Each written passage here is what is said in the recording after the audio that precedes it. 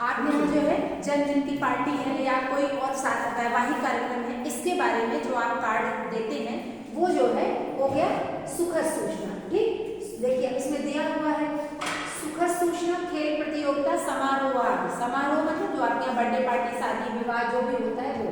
दुखद सूचना, शोक सभा, क्रियाकरण मीन्स कोई व्यक्ति जिसकी डेथ हो गई है, शोक सभा, कहीं पर कोई ट्रेजेडी हो गई और हम वहां पर जाकर के शोक सभा हमें करनी है।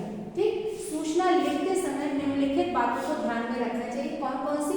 सूचना किसे देनी है और क्या सूचना देनी है। फिर सूचना की भाषा सरल होनी चाहिए। सूचना जिस बारे में है उसकी समय सीमा कितनी है।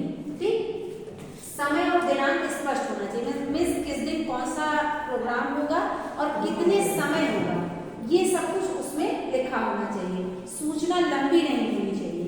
ठीक, यदि आपके प्रश्न पत्र में शब्द सीमा दी गई है तो आपको ध्यान रखना, मीन्स आप जब एग्जाम देने जाते हैं और वहां पर आपको सूचना लेखन के लिए लिखने के लिए आता है तो उसमें शब्द सीमा दी जाती है, तो उस शब्द सीमा के अंदर ही आपको सूचना लेखन लिखना होता है। ठीक, स्थान और पता सही होना चाहिए।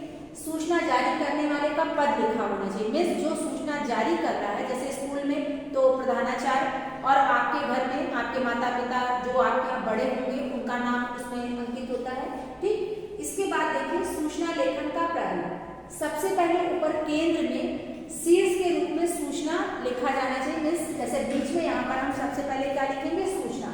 ठीक, सूचना प्रसारित करने वाली संस्था का नाम, फिर संस्था का नाम रहेगा, फिर दिनांक, विषय, सूचना का लेखन, सूचना देने वाले का पद, सूचना देने वाले का नाम, यदि आवश्यक हो तो सूचना देने वाले का पता भी उसमें होना चाहिए।